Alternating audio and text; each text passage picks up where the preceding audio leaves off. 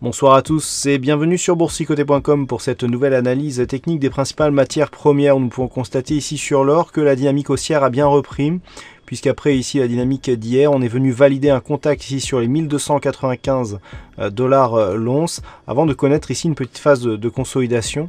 Alors par contre, on reste ici sur un contact avec la moyenne mobile 20 exponentielle qui agit toujours comme zone de support. Toutefois, nous avons une dynamique haussière avec des divergences plutôt baissières, puisque si on regarde ici le stochastique, eh bien nous avons des sommets ici qui sont de moins en moins hauts, alors que nous avons un nouveau plus haut sur les cours. Du point de vue donc des indicateurs, hormis cette divergence baissière sur le stochastique, on est plutôt haussier sur le RSI, et le MACD, lui, est assez hésitant.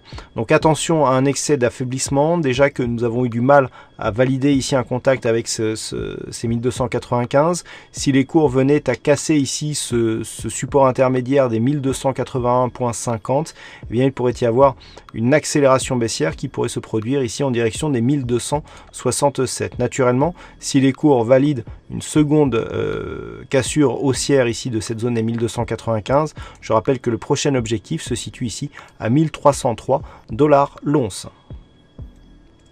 Et puis sur le WTI, après la phase de consolidation ici qui est venue marquer une cassure du support oblique qui définissait la tendance de fond, eh bien les cours ici se sont stabilisés finalement autour des 47.16 après une cassure. Donc ce niveau horizontal avait agi comme une résistance, mais au terme d'un retournement haussier durant cette journée, on revient ici au contact de cet ancien support qui agit toujours comme une zone de résistance, mais on casse bien ici la bande de Bollinger supérieure pour valider un possible retour ici à une dynamique haussière. Si tel était le cas, il faudrait considérer que ce point bas ici constitue un point bas significatif pour repositionner ici le support oblique qui nous donnera une nouvelle dynamique dont la tendance sera haussière. Mais pour cela, il faudrait valider une cassure haussière ici de ce point haut des significatifs des 50.40 dollars le baril. Du point de vue des indicateurs, on souligne cette dynamique haussière avec ici un stochastique qui est proche de sa zone de surachat. Le RSI est sur une évolution haussière depuis maintenant quelques temps, malgré ici la phase de baisse, donc il y avait là aussi une divergence haussière. Le MACD souligne la dynamique haussière en cours.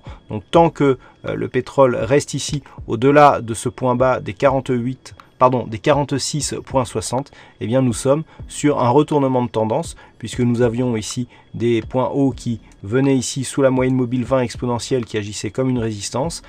Avec la cassure que nous avons eue aujourd'hui, si cette moyenne mobile agit désormais comme une zone de support, eh bien, il y aura une validation de ce retournement de la dynamique qui deviendra haussière sur la tendance court terme.